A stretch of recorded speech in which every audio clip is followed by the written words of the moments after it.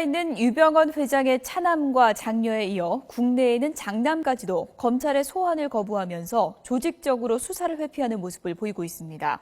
검찰이 결국 유 회장을 우선 소환하기로 했는데요. 유 회장이 자녀들의 수사 회피를 유도하고 있다고 판단했기 때문입니다. 이승영 기자입니다.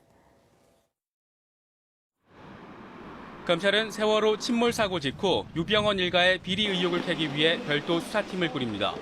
계열사 전현직 대표들에 대한 소환 조사가 속도감 있게 진행됐고 핵심 측근들이 잇따라 구속됐지만 이들은 유 회장의 혐의를 하나같이 부인했습니다.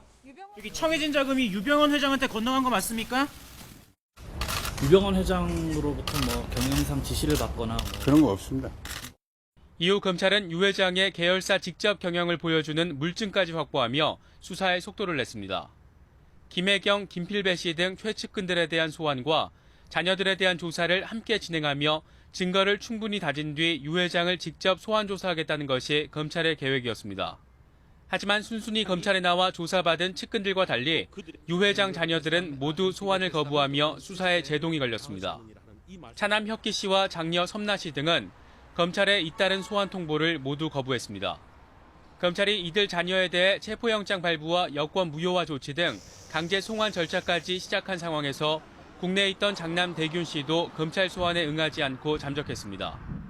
검찰 관계자는 수사 초기 유 회장 측이 수사에 협조하겠다고 밝힌 것과 달리 자녀들 모두 이유 없이 소환을 거부하고 잠적했다며 유감을 나타냈습니다. 검찰은 유 회장이 측근들을 방패 삼아 시간을 끌며 증거를 인멸하기 위해 자녀들의 수사 회피를 유도한 것으로 의심하고 있습니다.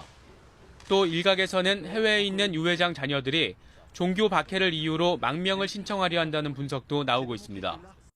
자녀들이 사실상 수사를 회피하는 상황에서 검찰은 결국 유 회장을 우선 소환하기로 했습니다. 하지만 의혹을 풀 열쇠로 지목된 자녀들이 사실상 잠적한 상황에서 유 회장이 검찰 수사에 얼마나 적극적으로 나설지는 미지수입니다. YTN 이승현입니다.